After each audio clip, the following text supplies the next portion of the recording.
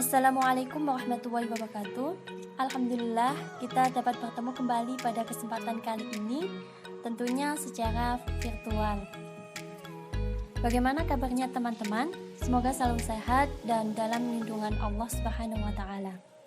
Yang kami hormati yaitu Ibu Abidatul Isti'anah selaku dosen pengampu mata kuliah materi PAI SMA.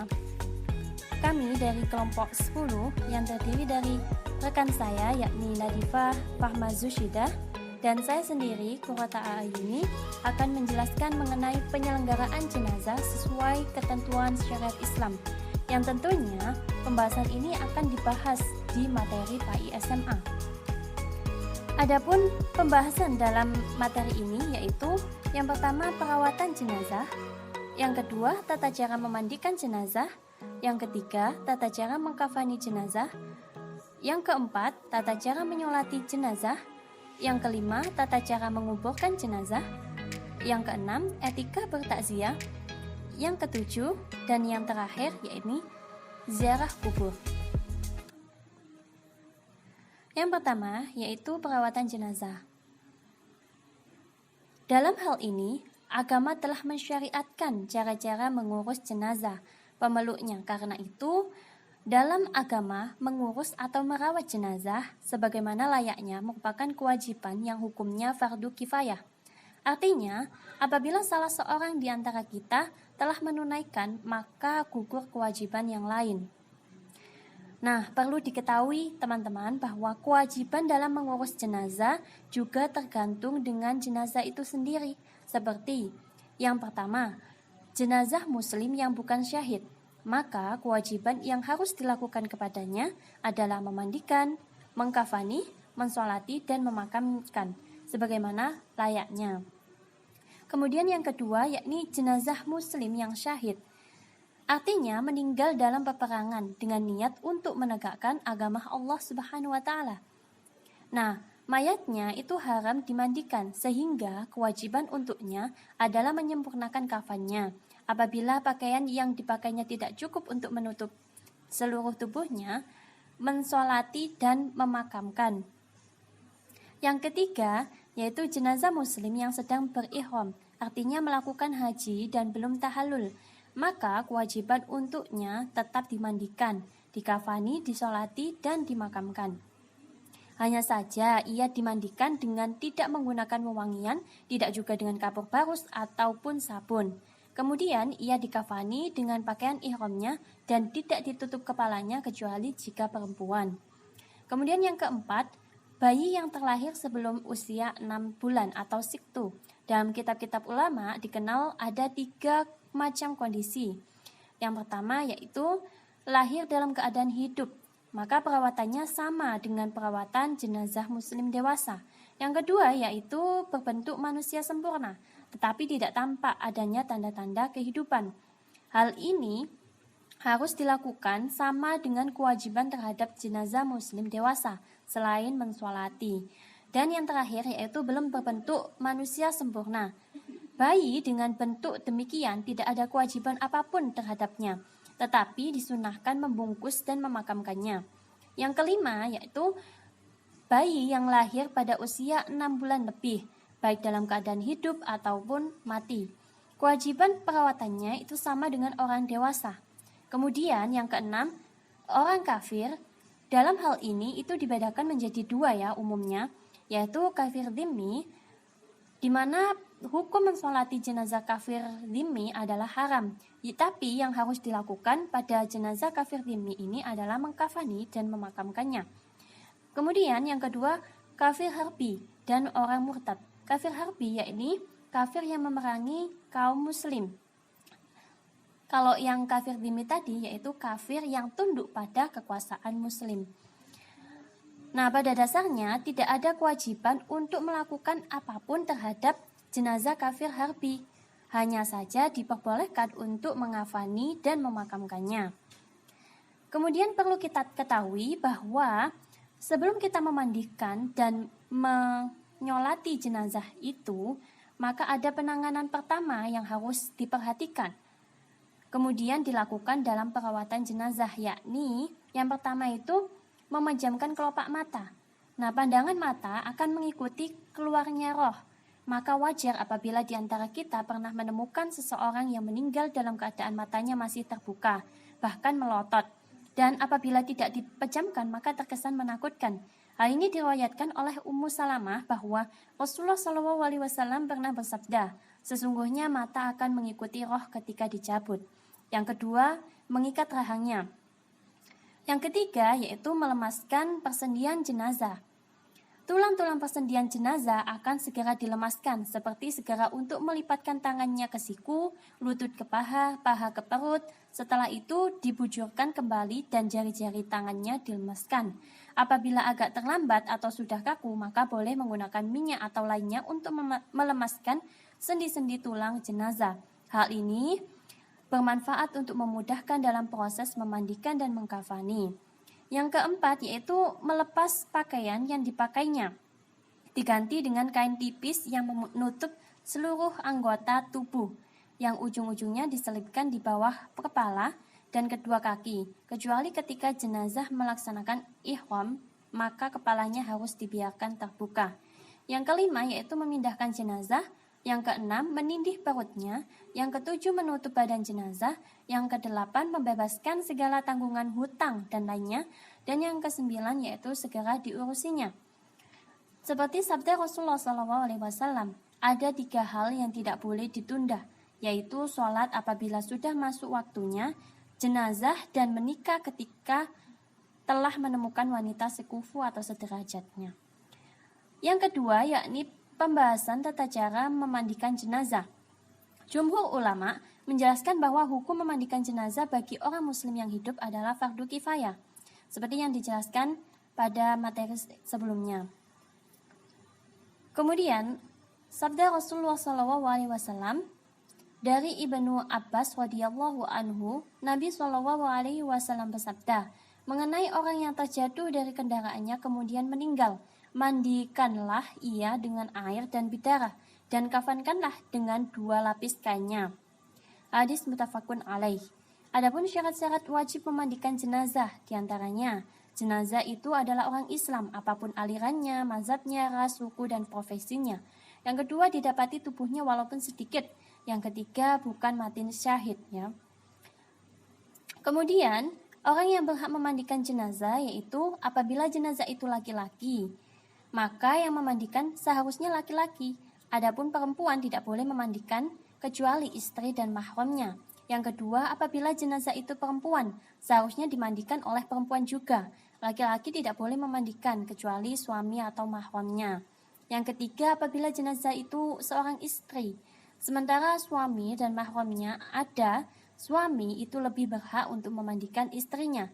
Yang keempat, apabila jenazah itu seorang suami, sementara istri dan mahramnya ada, istri lebih berhak untuk memandikan suaminya. Nah, apabila jenazahnya ini anak laki-laki masih kecil, maka perempuan boleh memandikannya. Kemudian hal-hal yang harus diperhatikan bagi orang yang memandikan jenazah. Yang pertama, memandikan jenazah itu sebanyak 3 kali atau bisa lebih. Hal tersebut disesuaikan kebutuhan. Yang kedua, memandikan jenazah dengan hitungan ganjil. Yang ketiga, menyampurkan sidrin atau daun bidara pada air. Yang keempat, mencampurkan wewangian pada air. Yang kelima, melepaskan gelungan atau kepangan rambut. Yang keenam, memintal atau mengikat rambut setelah dicuci. Kemudian yang ketujuh, mendahulukan bagian kanan. Yang kedelapan, orang yang memandikan jenazah adalah sesama jenis. Kemudian yang terakhir, orang yang memandikan jenazah adalah orang yang mengetahui sunnahnya. Adapun syarat syahnya untuk memandikan jenazah, yang pertama diawali niat. Jika jenazahnya laki-laki, maka niatnya nawaitul husla ada an hadzal mayyiti lillahi ta'ala. Jika jenazahnya perempuan, maka nawaitul husla ada an hadhil mayyitati lillahi ta'ala. Lalu air yang digunakan untuk memandikan jenazah itu merupakan air mutlak ya, yang suci. Kemudian disunahkan untuk melepaskan pakaiannya. Dan yang terakhir adalah selama proses memandikan harus tetap sesuai dengan aturan dalam memandikan jenazah. Kemudian tata caranya memandikan jenazah, yaitu ketika akan memandikan hendaknya dilakukan di tempat yang tertutup.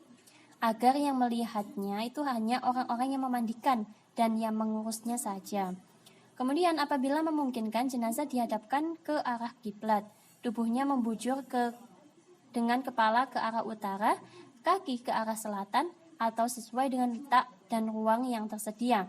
Hendaknya meletakkan posisi kepala lebih tinggi daripada badannya, agar air tidak masuk ke dalam rongga mulut dan hidung. Kemudian melepaskan pakaian mayat lalu ditutup dengan kain agar auratnya tidak terlihat kecuali anak kecil. Orang yang memandikan jenazah hendaknya menggunakan sarung tangan, terutama ketika menggosok aurat si mayat. Kemudian disiramkan air ke seluruh tubuh sembari berniat memandikan jenazah. Dilanjutkan dengan memijat perut jenazah dengan perlahan agar keluar kotoran dari dalam perut jenazah. Jika kotoran keluar, maka hendaknya diambil dengan sobekan kain yang telah disediakan hingga bersih dan najisnya hilang dari tubuhnya. Selanjutnya, seperti orang yang sedang sholat, maka jenazah diwuduhkan, dibersihkan giginya dengan secari kain atau kapas dan digosok-gosokkan dengan jari. Kemudian siram 3 kali dengan air dan sabun atau dengan daun bidara jika ada. Dan pada siraman terakhir berikan sedikit kapur barus. Dan semuanya dimulai dari sebelah kanan. Apabila 3 kali siraman dirasa belum cukup, maka seperti sebelum bersih dan sebagainya, maka boleh ditambahkan dengan 5 atau lebih, yang terpenting dengan bilangan yang ganjil. Waktu menyiram, tutuplah lubang-lubang tubuh mayit agar tidak kemasukan air. Untuk mayat perempuan, setelah rambutnya diurai dan dimandikan, hendaknya dikeringkan dengan semacam handuk, lalu dikelabang menjadi 3 bagian, 1 di kiri, 1 di kanan, dan 1 di ubun-ubun. Lalu ketiganya dilepas ke belakang. Setelah bersih, keringkan tubuh jenazah dengan perlahan dan lembut dengan handuk yang bersih atau kain pengering lainnya. Jangan lupa untuk melepaskan kain yang basah dan menggantikan dengan kain panjang dan kering, atau biasanya dikenal dengan jarik. Yang ketiga yaitu tata cara mengkafani jenazah. Perlu kita ketahui bahwa mengkafani jenazah adalah membungkus jenazah dengan beberapa lembar kain yang berwarna putih yang dilakukan setelah jenazah dimandikan dan sebelum disolatkan dan dimakamkan. Hukum mengkafani jenazah bagi orang muslim adalah fardu kifayah, sebagaimana hadis yang diriwayatkan oleh Tirmizi. Pakailah kain-kain putih karena sesungguhnya kain putih itu lebih baik dan lebih suci, dan kafanilah mayat-mayat orang di antaramu dengan kain putih itu. Hadis riwayat Tirmizi. Dalam mengkafani jenazah itu sebaiknya mengikuti petunjuk yang diberikan oleh Rasulullah. Di antaranya, yang pertama, hendaknya mengkafani jenazah dengan sebaik-baiknya. Hendaknya memakaikan kain kafan yang berwarna putih. Kemudian jenazah laki-laki itu menggunakan 3 lapis kain kafan, sedangkan jenazah perempuan menggunakan 5 lapis kain kafan. Dan yang terakhir yaitu berilah wangian pada mayat tersebut. Adapun beberapa hal yang perlu diperhatikan ketika mengkafani jenazah. Yang pertama, jangan mengkafani jenazah dengan kain yang berlebihan. Yang kedua, bagi yang sedang berihram hendaknya dikafani dengan pakaian ihramnya, serta tidak boleh ditutup wajahnya dan tidak boleh diberi wewangian. Yang ketiga, apabila jenazah mati syahid, kain yang menempel di tubuhnya ketika meninggal cukup menjadi pengganti kain kafannya. Yang keempat, kain kafan diambilkan dari harta peninggalan jenazah. Kemudian adapun alat-alat yang perlu disiapkan untuk mengkafani jenazah, yaitu kapas seperlunya, sisir rambut, kayu cendana yang sudah dihaluskan, ranjang untuk membentangkan kain kafan, kapur barus yang sudah dihaluskan, dan kain kafan kurang lebih 12 meter. Adapun tata cara mengkafani jenazah laki-laki yaitu diawali dengan membentangkan kain kafan sehelai demi sehelai. Kemudian angkatlah jenazah dalam keadaan tertutup dengan kain dan letakkan di atas kain kafan memanjang, lalu ditaburi wangi-wangian. Tutuplah semua lubang, kemudian selimutkan kain kafan sebelah kanan yang paling atas, kemudian ujung lembar sebelah kiri. Selanjutnya lakukan seperti ini selembar demi selembar dengan cara yang lembut.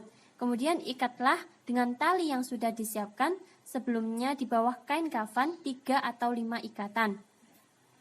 Jika kain kafan tidak cukup untuk menutupi seluruh badan mayat, maka tutuplah bagian kepalanya dan bagian kakinya yang terbuka boleh ditutup dengan daun kayu, rumput, atau kertas.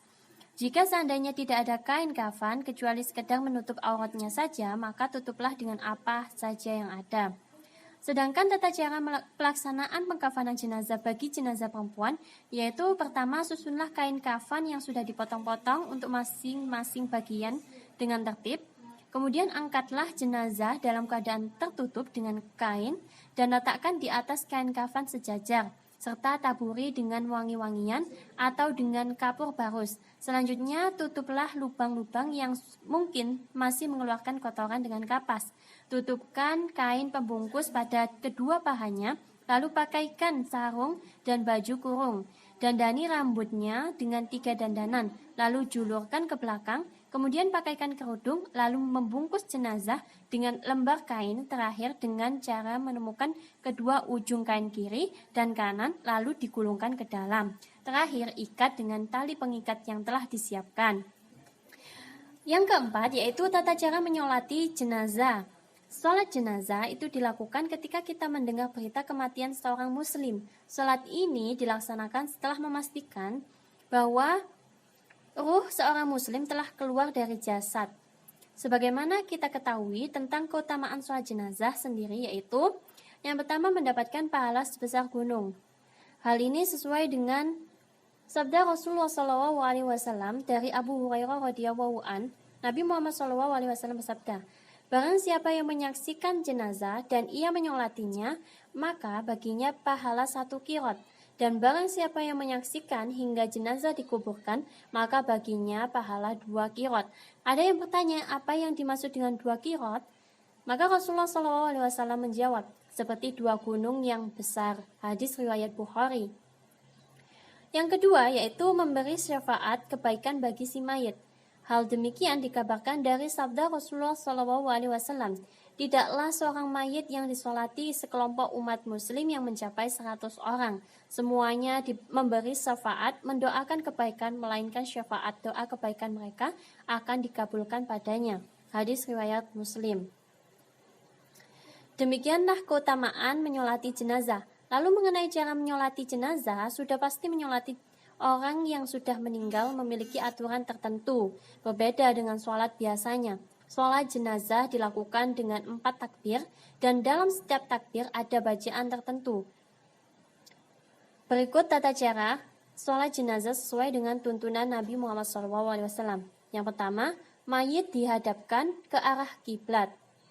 Imam berdiri di depan kepala apabila mayitnya laki-laki, dan apabila mayitnya perempuan, posisi imam berdiri di tengah tubuh mayit, dan para makmum berdiri di belakang imam sebanyak 3 shaf. Jika memungkinkan, para makmum mengikuti semua gerakan imam. Kemudian yang kedua, imam bertakbir dengan niat menyolati jenazah dengan mengangkat kedua tangannya sejajar dengan kedua bahunya atau kedua telinganya, kemudian meletakkan kedua tangannya bersedekap, kemudian membaca bacaan.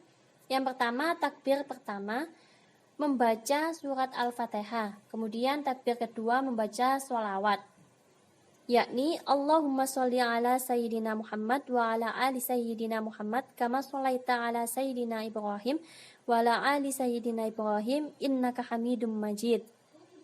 Allahumma barik ala Muhammad wa ala ali Muhammad kama barakta ala Ibrahim wa ala ali Ibrahim innaka Hamidum Majid. Takbir yang ketiga yaitu membaca doa untuk si mayit. Jika mayitnya laki-laki, maka doanya Allahumma ufir lahu warhamhu wa'afihi wa'fu anhu wa'agnuzulahu wa wasi' mudkhalahu waghsilhu bil ma'i wasalji wal baradi wa nakkihi minal khotoya kama naqqaita thawbal abyada minad danasi wa abdilhu daran khairan min darihi wa ahlan khairan min ahlihi wa zawjan khairan min zawjihi wa adkhilhul jannata wa a'idhu min adzabil qabri aw min adzabin nar. Jika untuk jenazah perempuan maka tinggal diganti ha. Allahumma ufir laha warhamha wa'afihi wa'fu anha wa akrim nuzulaha wa wasi' mudkhalaha wa ghasilha bil ma'i wasalji wal baradi wa nakkiha minal khotoya kama naqqaita thawbal abyada minad danasi wa abdilha daran khairan min dariha, wa ahlan khairan min ahliha, wa zawjan khairan min zawjiha, wa adkhilhal jannata wa idha min adzabil qabri aw min adzabin nar. Kemudian yang keempat, takbir keempat membaca Allahumma la tahrimna ajrahu wa la taftinna. Menguburkan jenazah. Berikut adalah tata cara menguburkan jenazah.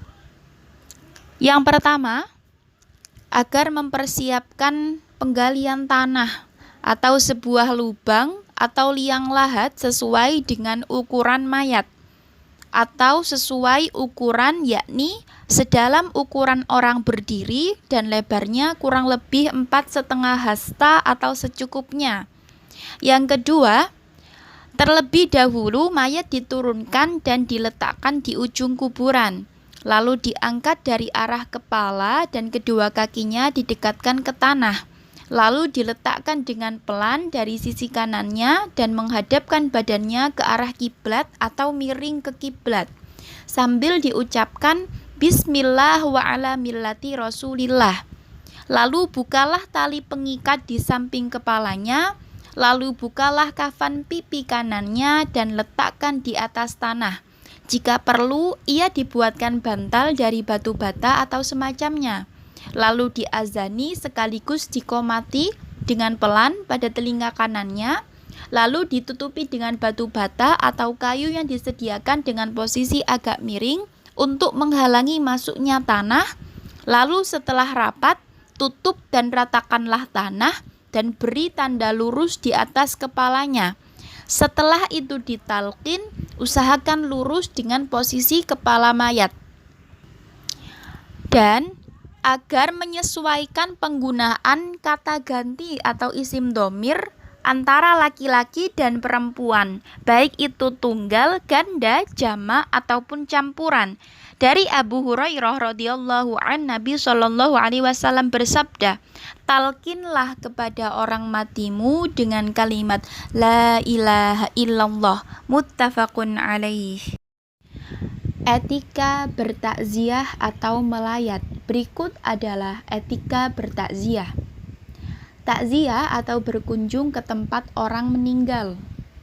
Takziah memiliki tujuan diantaranya untuk menguatkan keluarga yang sedang berduka agar senantiasa sabar dan kuat, memberikan support yang menenangkan.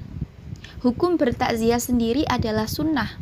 Dari Hasan dari Amr bin Hazm dari Nabi Shallallahu Alaihi Wasallam bersabda, "Tidaklah seorang mukmin yang bertakziah kepada saudaranya yang tertimpa musibah kecuali Allah akan memberikan kepadanya pakaian kehormatan pada hari kiamat." Hadis riwayat Ibnu Majah dan Al-Baihaqi. Dan perlu kita ketahui bahwasanya takziah itu disunahkan hanya sekali saja.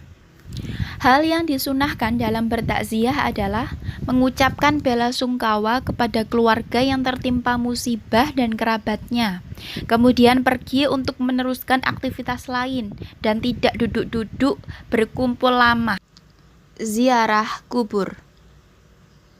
Kata ziarah secara etimologi berasal dari bahasa Arab zara, yazuru, ziaratan, yang bermakna berkehendak atau mendatangi atau berkunjung ke suatu tempat.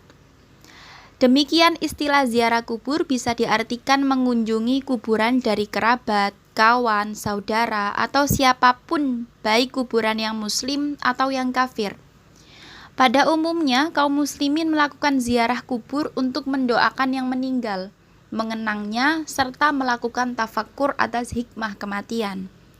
Dari Buraidah bahwa Rasulullah Shallallahu Alaihi Wasallam bersabda, "Sesungguhnya aku dulu telah melarang kalian untuk berziarah kubur, maka sekarang ziarahlah, karena akan bisa mengingatkan kepada akhirat dan akan menambah kebaikan bagi kalian dengan menziarahinya. Barang siapa yang ingin berziarah, maka lakukanlah dan jangan kalian mengatakan hujran atau ucapan-ucapan batil." Hadis riwayat Muslim. Imam Asy-Sya'ani menjelaskan mengenai hikmah yang terkandung padanya, yakni untuk mengambil pelajaran, mengingat akhirat dan motivasi dalam mengarungi kehidupan dunia yang fana. Apabila pada ziarah kubur tidak ada hikmah tersebut, maka bukan ziarah yang disyariatkan.